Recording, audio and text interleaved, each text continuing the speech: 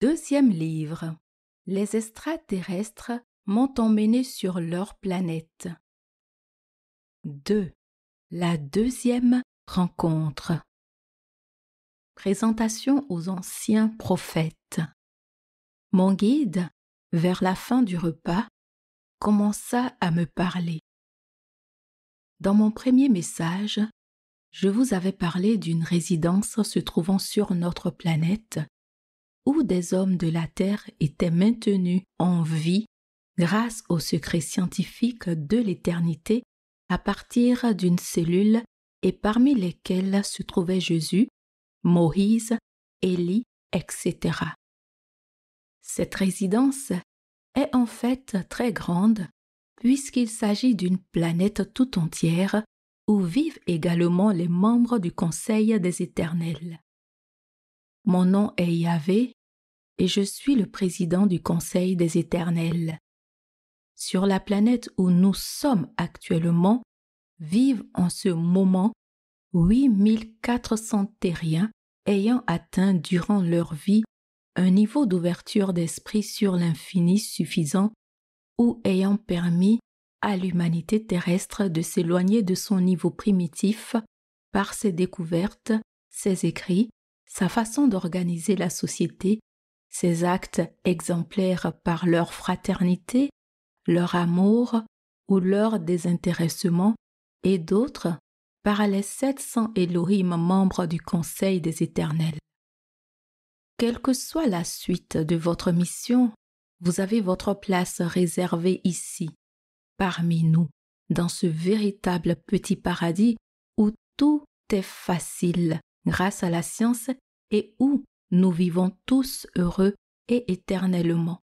Je dis bien véritablement éternellement, car, comme sur terre, nous avons créé ici toute vie et nous commençons à comprendre parfaitement la vie de l'infiniment grand, c'est-à-dire des planètes, et nous pouvons déceler les signes de vieillissement des systèmes solaires, ce qui nous permettra de quitter cette planète pour créer un autre paradis ailleurs dès que nous aurons des inquiétudes quant à sa survie.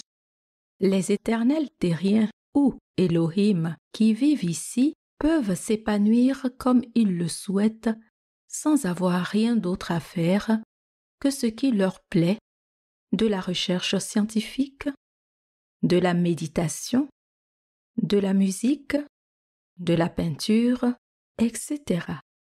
Ou rien du tout s'ils en ont envie. Les serviteurs que vous avez vus porter les plats tout à l'heure, ainsi que les danseuses, ne sont que des robots biologiques.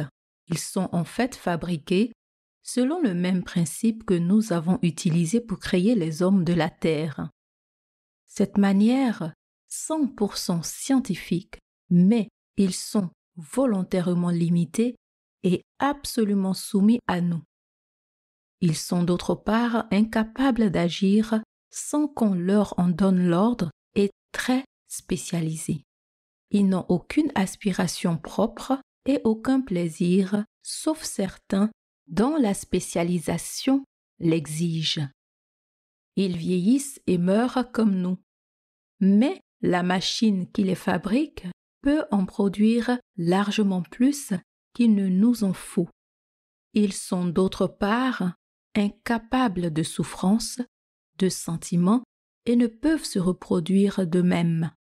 Leur durée de vie est similaire à la nôtre, c'est-à-dire grâce à une petite intervention chirurgicale de 700 ans environ. Lorsque l'un d'entre eux doit être détruit car trop vieux, la machine créatrice en produit un ou plusieurs autres selon nos besoins. Ils sortent de l'appareil prêts à fonctionner et en ayant leur taille normale car ils n'ont ni croissance ni enfance.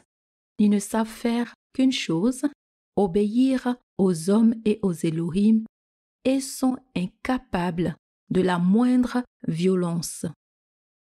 Ils sont tous reconnaissables à la petite pierre bleue qu'ils portent, hommes et femmes, entre les yeux.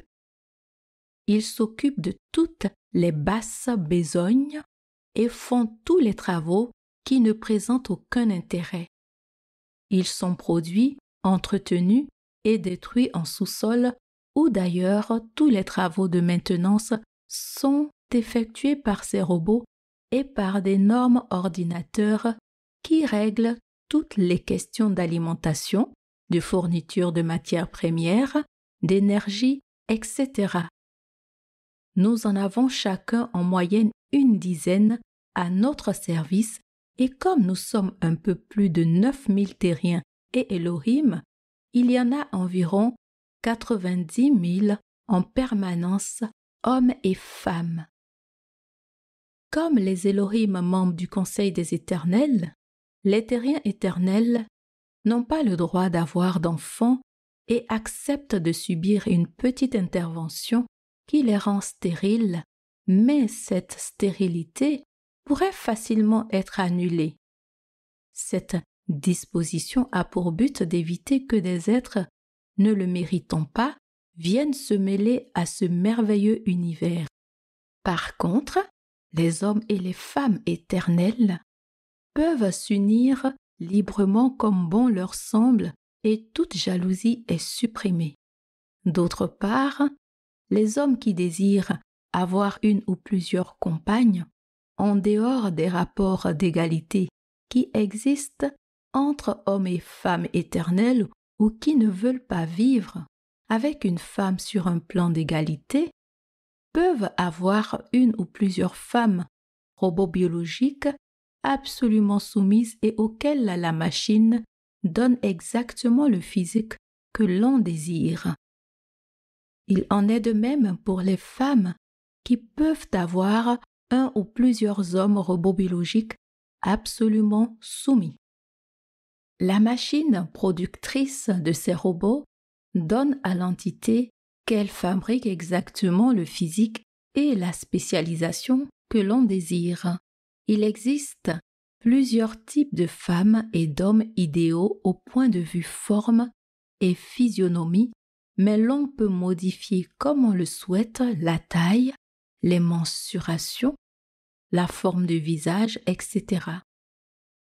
L'on peut même fournir la photo d'un être que l'on a, par exemple, admiré ou aimé sur Terre, et la machine vous en produit la réplique exacte. Ainsi, les rapports entre éternels des deux sexes sont beaucoup plus fraternels et respectueux, et les unions entre eux sont merveilleusement pures et élevées. Étant donné l'extraordinaire niveau d'ouverture d'esprit des êtres admis ici, il n'y a jamais de problème entre eux. La majorité passe presque tout son temps à méditer, à faire des recherches scientifiques, des compositions artistiques, des inventions et des créations de toutes sortes. Nous pouvons vivre dans différentes villes, aux multiples styles architecturaux, dans des sites très variés que nous pouvons d'ailleurs modifier à notre gré. Chacun s'épanouit comme il le souhaite en ne faisant que ce qui lui fait plaisir.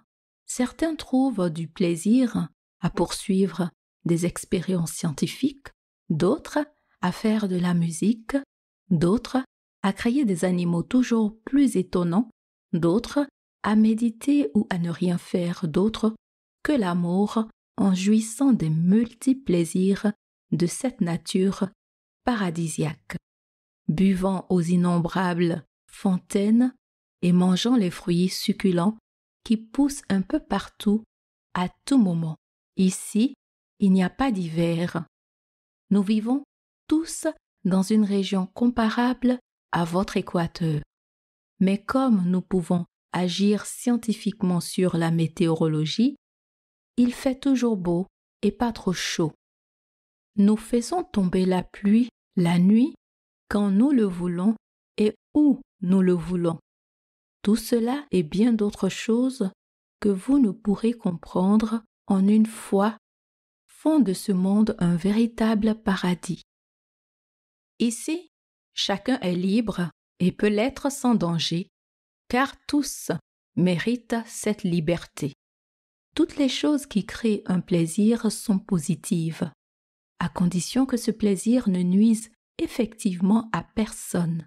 C'est pourquoi tous les plaisirs sensuels sont positifs, car la sensualité, c'est toujours l'ouverture sur le monde extérieur et toute ouverture est bonne.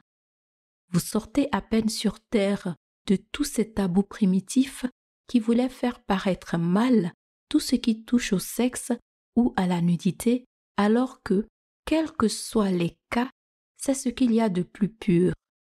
Quoi de plus décevant pour vos créateurs que de voir des gens dire que la nudité est quelque chose de mal. La nudité, l'image de ce que nous avons fait. Comme vous pouvez le voir ici, tout le monde est nu et ceux qui portent des vêtements le font parce que ces vêtements sont des œuvres d'art offertes par certains autres éternels qui les ont faits de leurs mains ou par souci d'élégance et de décoration. Lorsqu'un terrien est admis dans le monde des éternels, il subit d'abord un stage d'éducation chimique afin qu'ici rien ne le surprenne et qu'il comprenne bien où il est et pourquoi. Mon guide Yahvé s'interrompit un instant puis reprit. Vous êtes actuellement assis juste en face de celui qui, il y a 2000 ans, fut chargé de créer un mouvement destiné à diffuser plus largement le message que nous avions laissé au peuple d'Israël, diffusion qui devait vous permettre d'être compris actuellement. Il s'agit de Jésus que nous avons pu recréer à partir d'une cellule que nous avions préservée avant sa crucifixion. Le beau jeune homme barbu assis juste en face de moi m'adressa un sourire plein de fraternité. À sa droite se trouve Moïse, à sa gauche Élie, et à la gauche de Jésus est assis celui dont sur terre on se souvient sous le nom de Bouddha. Un peu plus loin, vous pouvez voir Mahomet dans les écrits, duquel je suis appelé Allah, car il n'osait pas me nommer par respect. La quarantaine d'hommes et de femmes présents à ce repas sont tous des êtres représentatifs des religions créées à la suite de nos contacts sur la terre. Et ils me regardaient tous avec des visages très fraternels et amusés, se rappelant certainement leur propre surprise lors de leur arrivée en ce monde. Mon guide continua. Maintenant, je vais vous montrer quelques-unes de nos installations. Il se leva et je le suivis. Il m'invita à mettre une ceinture très large et ornée d'une énorme boucle. Lui et ses deux amis avaient bouclé le même genre d'ornement. Immédiatement, je me sentis soulevé du sol et porté à environ 20 mètres au-dessus de l'herbe au ras du faîte des arbres, à une très grande vitesse, peut-être une centaine de kilomètres à l'heure, peut-être plus, dans une direction bien précise. Mais ses trois compagnons étaient avec moi. Yahvé devant et ses deux amis derrière. Chose curieuse entre autres, je ne sentais absolument pas le vent me fouetter le visage.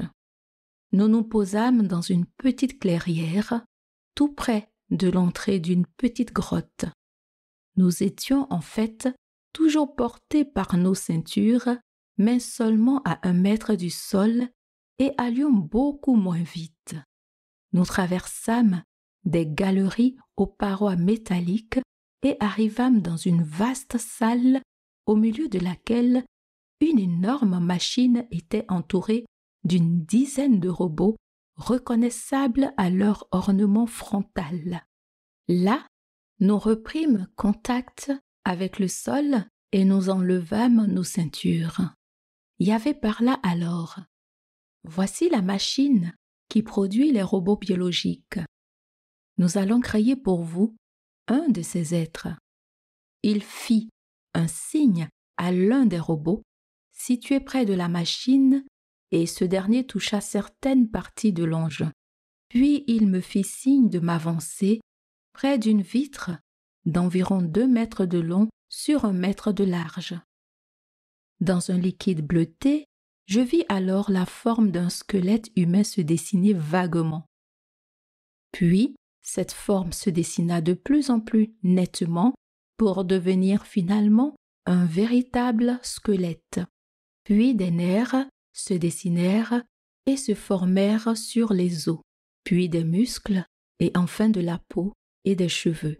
Un splendide athlète était maintenant couché là où, quelques minutes plus tôt, il n'y avait rien. Il y avait par là, rappelez-vous, dans l'Ancien Testament de cette description dans Ézéchiel. Fils d'homme, ces ossements peuvent-ils revivre? Il y eut un bruit et voilà que ce fut un branle-bas.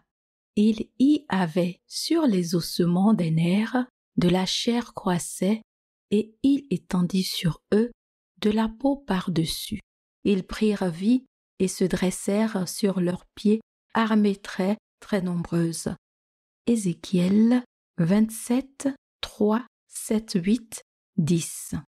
La description que vous allez faire est certainement très proche de celle d'Ézéchiel, mis à part le bruit que nous avons pu supprimer. Effectivement, ce que j'avais vu correspondait parfaitement à la description d'Ézéchiel. Ensuite, le personnage couché avait glissé vers la gauche et disparu complètement de ma vue. Puis une trappe s'ouvrit et je revis la créature dont j'avais assisté à la création en quelques minutes, couché sur un tissu très blanc. Il était toujours immobile, mais soudain, il ouvrit les yeux et se leva, descendit les quelques marches qui le séparaient de notre niveau et après avoir échangé quelques mots avec un autre robot, s'avança vers moi. Là, il me tendit sa main que je serrai et je pus sentir sa peau douce et tiède. Yahvé me demanda, « Avez-vous sur vous la photo d'un être cher ?» Oui, j'ai la photo de ma mère dans mon portefeuille qui est restée dans mes vêtements. Il me le montra en me demandant s'il s'agissait bien de celle-ci. Comme j'acquiesçais, il la donna à l'un des robots qui l'introduisit dans la machine et toucha quelques parties de l'appareillage. Devant la vitre, j'assistais à une nouvelle fabrication d'un être vivant. Puis, lorsque la peau se mit à recouvrir les chairs, je m'aperçus de ce qui était en train de se produire. On était en train de fabriquer une réplique exacte de ma mère d'après la photo que j'avais fournie. Effectivement, quelques instants plus tard, je pus embrasser ma mère, ou plutôt l'image de ma mère, telle qu'elle était 10 ans auparavant, car la photo que j'avais fournie datait d'une dizaine d'années. Yahvé me dit, « Maintenant, permettez que l'on vous fasse une toute petite piqûre au front. » L'un des robots s'avança vers moi et à l'aide d'un tout petit appareil ressemblant à une seringue, me fit une piqûre au front que je ne sentis même pas, tellement elle était légère. Puis il introduisit cette seringue dans l'énorme machine et toucha d'autres parties de l'engin. De nouveau, un être était en train de se former sous mes yeux. Lorsque la peau recouvrit les chairs, je vis un autre moi se dessiner peu à peu. Effectivement, l'être qui sortit de la machine était une réplique exacte de moi-même. Yahvé me dit, « Comme vous pouvez le constater, cet autre vous-même ne porte pas au front la petite pierre qui caractérise les robots et que la réplique de votre mère portait. À partir d'une photo, nous ne pouvons faire qu'une réplique du physique, avec une personnalité psychique nulle ou presque. Alors qu'à partir d'une cellule comme celle que nous avons prélevée entre les yeux, nous pouvons réaliser une réplique totale de l'individu à qui nous avons prélevé cette cellule, avec ses souvenirs, sa personnalité, son caractère, etc.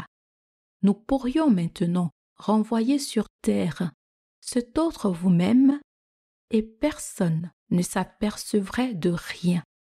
Nous allons immédiatement détruire cette réplique car elle ne nous est d'aucune utilité. Mais en ce moment, il y a deux vous-même qui m'écoutez et les personnalités de ces deux êtres commencent à être différentes, car vous savez que vous allez vivre et lui sait qu'il va être détruit. Mais cela ne le gêne pas car il sait qu'il n'est que vous-même. Ceci est encore une preuve, s'il en était besoin, de l'inexistence de l'âme à laquelle croient certains primitifs ou d'une entité purement spirituelle propre à chaque corps. Nous quittâmes alors la pièce où se trouvait cette énorme machine, puis par un couloir, nous entrâmes dans une autre salle où se trouvaient d'autres appareillages. Nous nous approchâmes d'une autre machine. Dans cette machine sont contenues les cellules des êtres malfaisants qui seront recréés pour être jugés lorsque le temps sera venu.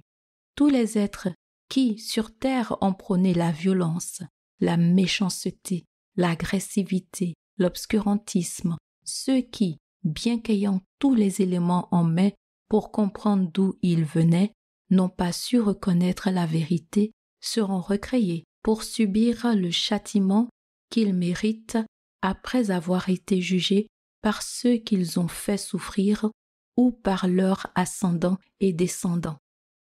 Vous avez maintenant bien mérité un peu de repos. Ce repos vous servira de guide et vous fournira tout ce que vous désirez jusqu'à demain matin. Là, nous aurons encore quelques mots à nous dire et nous vous raccompagnerons sur la terre. Vous allez avoir d'ici là un avant-goût de ce qui vous attend lorsque votre mission sera terminée sur votre planète. Je vis alors un robot s'avancer vers moi et me saluer respectueusement. Il était très grand et très beau, brun et au visage imberbe et sportif. Un avant-goût de paradis.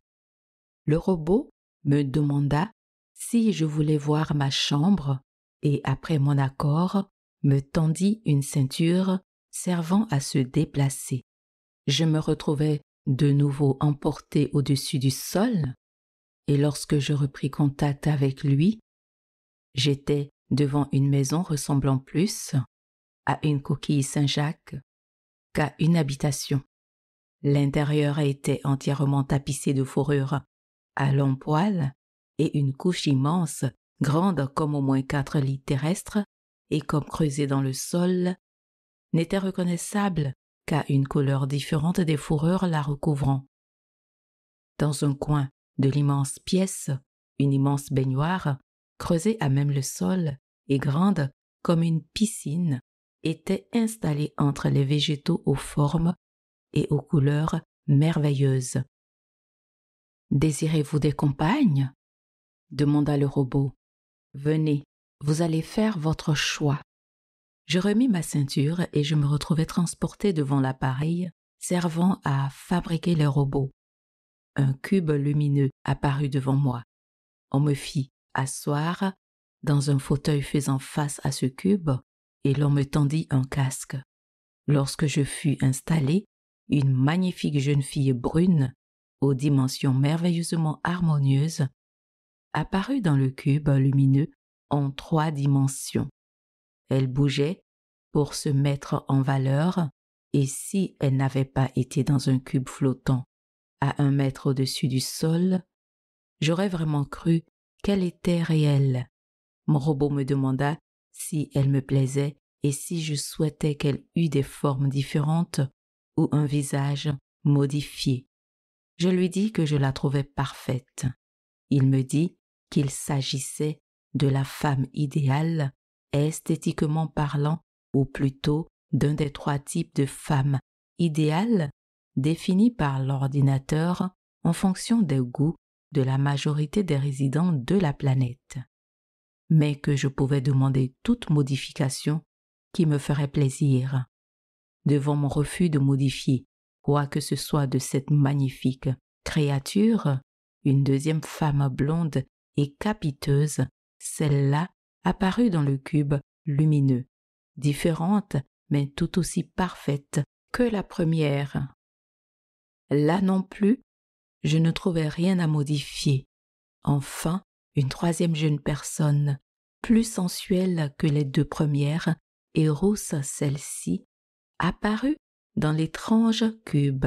Le robot me demanda si je désirais voir d'autres modèles ou si ces 3 types idéaux dans ma race me suffiraient. Je répondis évidemment que je trouvais ces 3 personnes extraordinaires. À ce moment-là, une magnifique noire apparut dans le cube, puis une chinoise très fine et élancée, puis une jeune orientale voluptueuse. Le robot me demanda quelle personne je désirais avoir pour compagne. Comme je lui répondis que toutes me plaisaient, il s'avança vers la machine, fabriquant des robots, et parla un instant avec un de ses semblables. Alors la machine se mit en route et je compris ce qui allait se passer.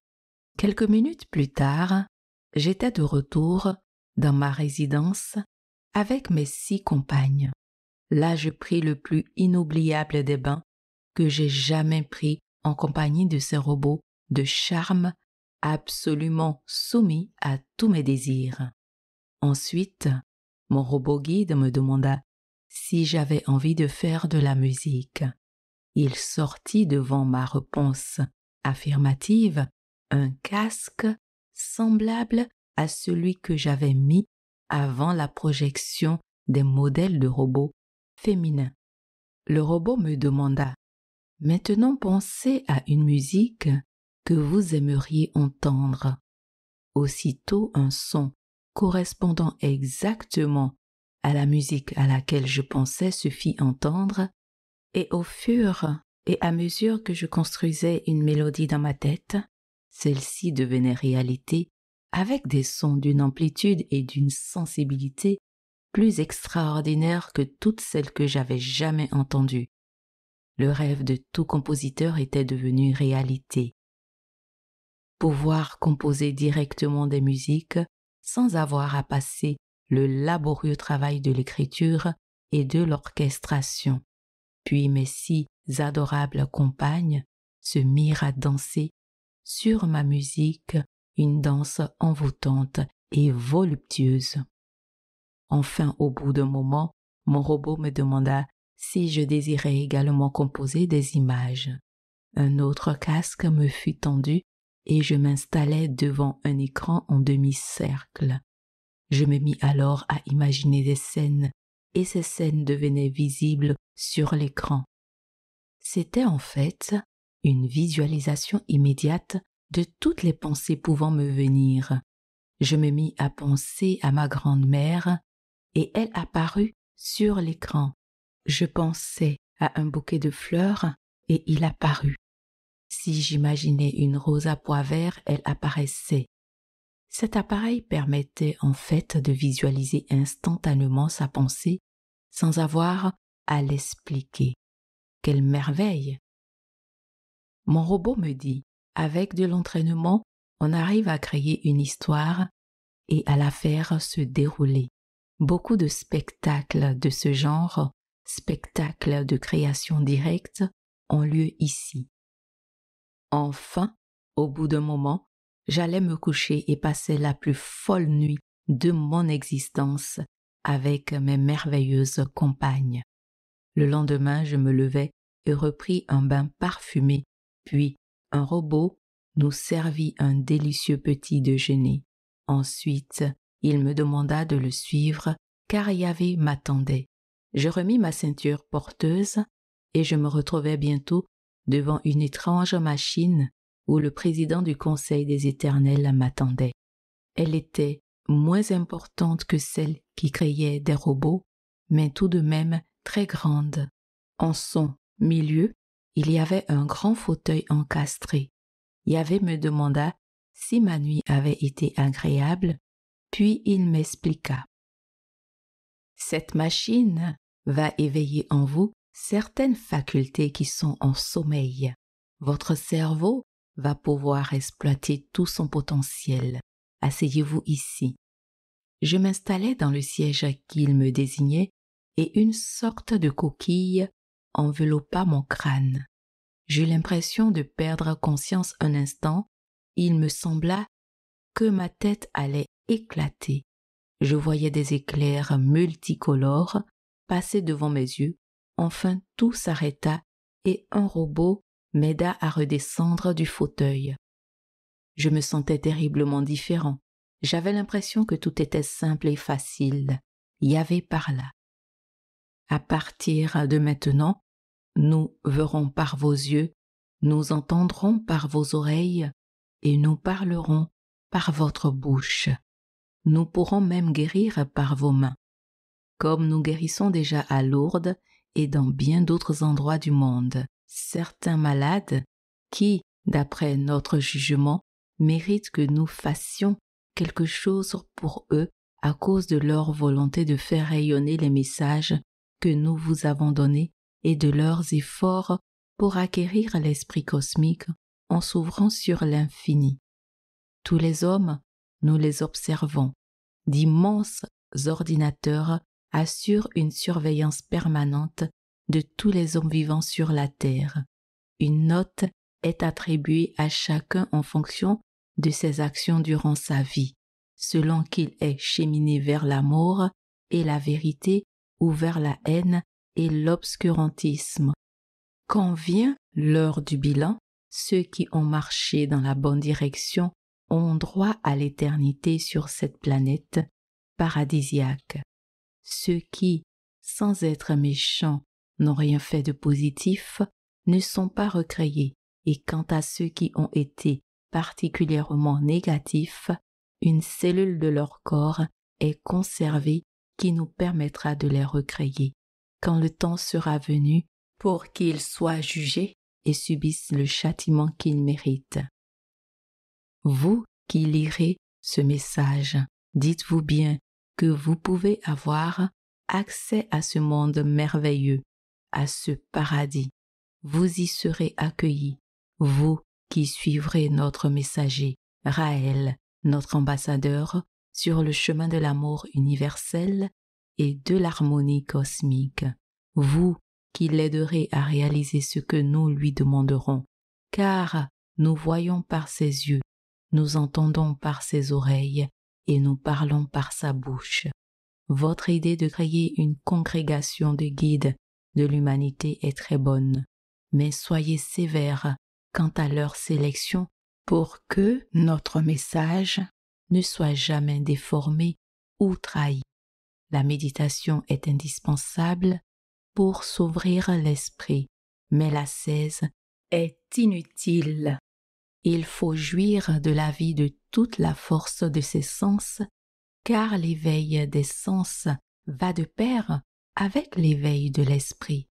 Continuez, si vous le souhaitez et si vous en avez le temps, à faire du sport, car tous les sports et jeux sont bons, qu'ils développent la musculature ou mieux encore, la maîtrise de soi comme l'automobile ou la moto. Quand un être se sent seul, il peut toujours essayer de communiquer télépathiquement avec nous, tout en essayant d'être en harmonie avec l'infini.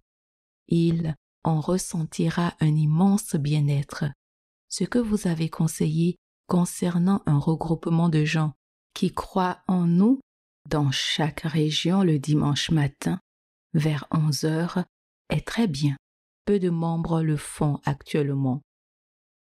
Les médiums sont utiles, recherchez-les, mais équilibrez-les, car leur don de médiumité, qui n'est qu'un don de télépathie, les déséquilibre et ils se mettent à croire au surnaturel, à la magie et autres choses on ne peut plus stupides, comme la croyance à un corps éthérique, façon nouvelle d'essayer de faire croire à une âme qui n'existe pas.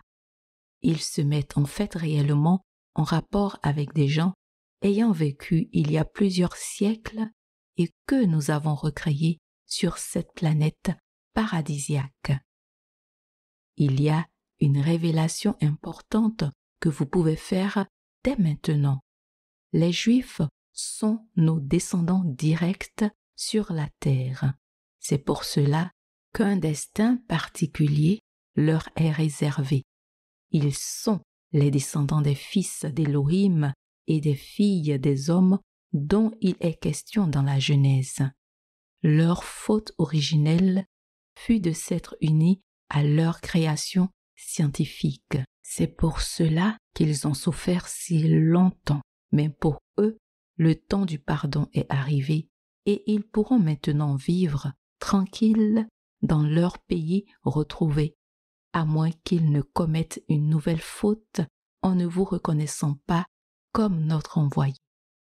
Nous souhaitons que notre ambassade terrestre soit édifiée en Israël, sur un territoire que le gouvernement vous donnera. S'il refuse, vous pourrez la construire ailleurs et Israël subira un nouveau châtiment pour n'avoir pas reconnu notre envoyé. Vous devez vous consacrer uniquement à votre mission. Ne soyez pas inquiets, vous aurez de quoi faire vivre votre famille. Les gens qui croient en vous et donc en nous doivent vous aider. Vous êtes notre messager, notre ambassadeur, notre prophète et vous avez de toute façon votre place retenue ici parmi tous les autres prophètes.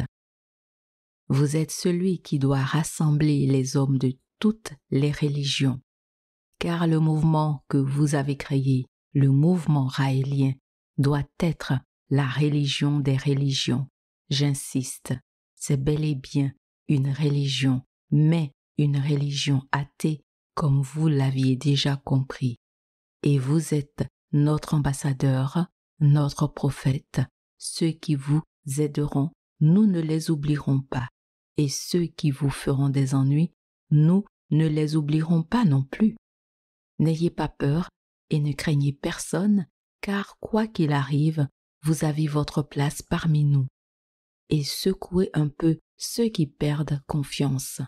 Il y a 2000 ans, on jetait dans la fosse aux lions ceux qui croyaient en Jésus, notre envoyé. Aujourd'hui, vous risquez quoi? L'ironie des imbéciles? Les ricanements de ceux qui n'ont rien compris et qui préfèrent s'en tenir à leurs croyances primitives? Qu'est-ce donc tout cela par rapport à la fosse aux lions? Qu'est-ce donc tout cela par rapport à ce qui attend ceux qui vous suivront? En vérité, il est plus aisé que jamais de suivre son intuition. Déjà dans le Coran, Mahomet, qui est parmi nous, disait à propos des prophètes: le moment approche pour les hommes de rendre des comptes, et cependant dans leur nonchalance, ils se détournent de leur Créateur. Il ne leur arrive pas d'avertissement nouveau de leur Créateur qu'ils ne l'écoutent pour s'en moquer, et leur cœur s'en fait un amusement. Ceux qui font le mal s'entretiennent en secret en disant: cet homme n'est-il pas autre chose qu'un mortel comme nous? Bien plus, ils disent: c'est un fatras de rêve, il a forgé tout cela, c'est un poète, qu'il nous apporte un miracle, comme ceux qui ont été envoyés dans les temps passés. Le Coran sourate 21, versets 1 à 5. Déjà Mahomet avait à souffrir des sarcasmes de certains, et Jésus eut aussi à en souffrir. Quand il fut sur la croix, certains dirent qu'il descende tout seul de la croix maintenant, car il a dit: je suis le Fils de Dieu. Matthieu 27, 42, 43. Il n'empêche que, comme vous l'avez vu, Jésus se porte à merveille et pour l'éternité, ainsi que Mahomet et tous ceux qui les ont suivis et qui les ont crus, tandis que ceux qui les ont critiqués seront récréés pour leur châtiment. Les ordinateurs qui surveillent les hommes qui n'ont pas pris connaissance du message sont reliés à un système qui prélève automatiquement au moment de la mort et à distance la cellule à partir de laquelle ils pourront, s'ils le méritent, être recréés. En attendant d'édifier notre ambassade, créez un monastère des guides du MADEC près du lieu où vous résidez. Vous pourrez, vous qui êtes notre prophète, le guide des guides, y former ceux qui seront chargés de faire rayonner notre message sur toute la terre. Les nouveaux commandements. Ceux qui veulent vous suivre appliqueront les règles que je vais vous donner maintenant. Tu te présenteras au moins une fois dans ta vie devant le guide des guides afin qu'il transmette par le contact manuel ou qu'il fasse transmettre par un guide initié ton plan cellulaire à l'ordinateur qui en tiendra compte à l'heure du jugement du bilan de ta vie. Tu penseras au moins une fois par jour aux Elohim tes créateurs. Tu chercheras par tous les moyens à faire rayonner autour de toi le message des Elohim. Tu feras au moins une fois par an un don au guide des guides, égal au moins à 1/100 de tes revenus annuels, afin de l'aider à pouvoir se consacrer à temps complet à sa mission et à voyager à travers le monde pour diffuser ce message. Tu inviteras au moins une fois par an à ta table le guide de ta région et tu regrouperas chez toi les personnes intéressées afin qu'ils puissent leur expliquer les dimensions du message. En cas de disparition du guide des guides, le nouveau guide des guides sera celui qui sera désigné par le guide des guides précédent. Le guide des guides sera le gardien de l'ambassade terrestre des Elohim et pourra y demeurer avec sa famille et avec les personnes de son choix. Vous, Raël, vous êtes notre ambassadeur sur terre et les gens qui vous croient doivent vous donner les moyens d'accomplir votre mission. Vous êtes le dernier des prophètes avant le jugement. Vous êtes le prophète de la religion des religions, le démystificateur et le berger des bergers. Vous êtes celui dont les anciens prophètes, nos représentants, ont annoncé la venue dans toutes les religions. Vous êtes celui qui ramènera le troupeau des bergers avant que l'eau ne soit versée, celui qui ramènera à leur Créateur ceux qu'ils ont créés. Ceux qui ont des oreilles peuvent entendre, ceux qui ont des yeux peuvent voir. Tous ceux qui ont les yeux ouverts verront que vous êtes le premier prophète à ne pouvoir être compris que par les êtres évolués scientifiquement. Tout ce que vous racontez est incompréhensible au peuple primitif. C'est là un signe que reconnaîtront ceux qui ont les yeux ouverts, le signe de la révélation de l'Apocalypse. Au peuple d'Israël. L'État d'Israël doit donner un territoire situé près de Jérusalem au guide des guides afin qu'il y fasse édifier la résidence, l'ambassade des Elohim. Les temps sont venus, peuple d'Israël, de bâtir la nouvelle Jérusalem comme cela était prévu. Raël est celui qui était annoncé, relisez vos écrits et ouvrez les yeux. Nous souhaitons avoir notre ambassade parmi nos descendants, puisque le peuple d'Israël est composé des descendants des enfants qui naquirent des unions entre les fils d'Élohim et les filles des hommes. Peuple d'Israël, nous t'avons fait sortir des griffes des Égyptiens, et tu ne t'es pas montré digne de notre confiance. Nous t'avons confié un message destiné à toute l'humanité et tu l'as gardé jalousement au lieu de la diffuser. Tu as souffert longtemps pour payer tes erreurs, mais le temps du pardon est arrivé. Et comme prévu, nous avons dit au nord donne et au midi ne retiens pas. J'ai fait venir tes fils et tes filles des extrémités de la terre, comme l'avait écrit Isaïe. Et tu as pu retrouver ton pays, et tu pourras y vivre en paix si tu écoutes le dernier des prophètes, celui qui t'était annoncé, et que tu l'aides à faire ce que nous lui demandons.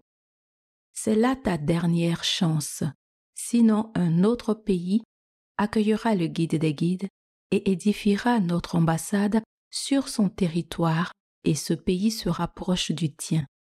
Et il sera protégé et le bonheur y régnera et l'État d'Israël sera détruit une nouvelle fois. Toi, fils d'Israël, qui n'es pas encore revenu sur les terres ancestrales, attends pour y rentrer de voir si le gouvernement acceptera que notre ambassade y soit édifiée. Si cela est refusé, n'y retourne pas. Tu seras de ceux qui seront sauvés de la destruction et dont les descendants pourront un jour retrouver la terre promise quand les temps seront venus. Peuple d'Israël, reconnais celui qui t'était annoncé et donne-lui un territoire pour que s'édifie notre ambassade et aide-le à l'édifier, sinon, comme il y a 2000 ans, elle s'élèvera ailleurs et si elle s'élève ailleurs, tu seras à nouveau dispersé. Si il y a 2000 ans, tu avais reconnu que Jésus était bien notre envoyé, tous les chrétiens du monde ne seraient pas chrétiens, mais seraient juifs. Tu n'aurais pas eu de problème et tu serais resté notre ambassadeur au lieu que ce travail ne soit confié à d'autres hommes qui se sont donné Rome pour base. Il y a 2000 ans, tu n'as pas reconnu notre envoyé et ce ne fut pas Jérusalem, mais Rome qui régna.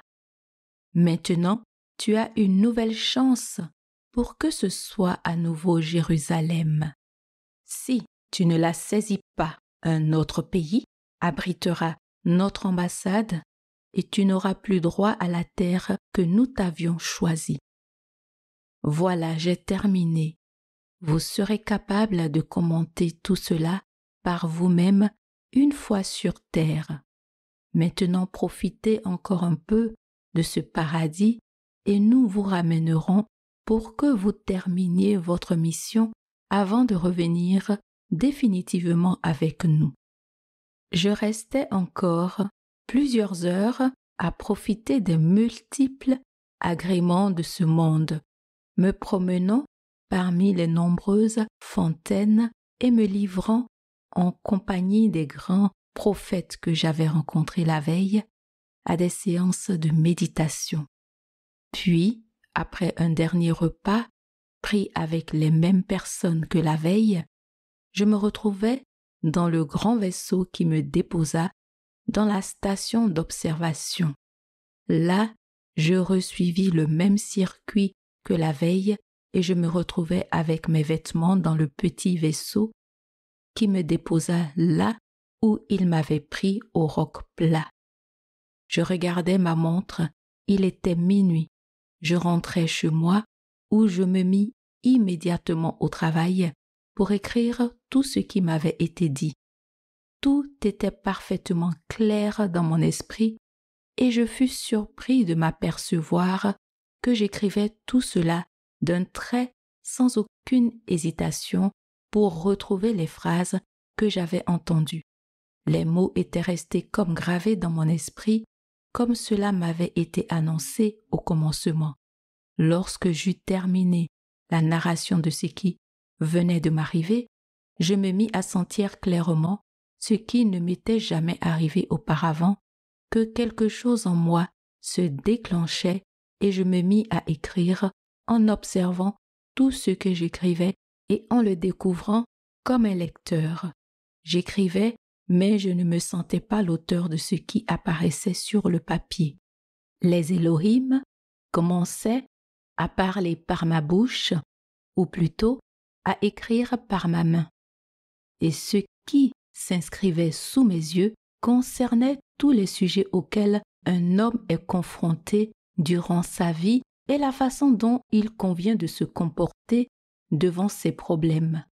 C'était en fait une règle de vie, une nouvelle façon de se comporter face aux événements de la vie, de se comporter en homme, c'est-à-dire en être évolué, donc en cherchant par tous les moyens à ouvrir son esprit sur l'infini et à se mettre en harmonie avec lui. Ces grandes règles dictées par les Elohim, nos créateurs, nos pères qui sont dans les cieux, comme le disaient, sans bien comprendre nos ancêtres, les voici énoncées dans leur intégralité.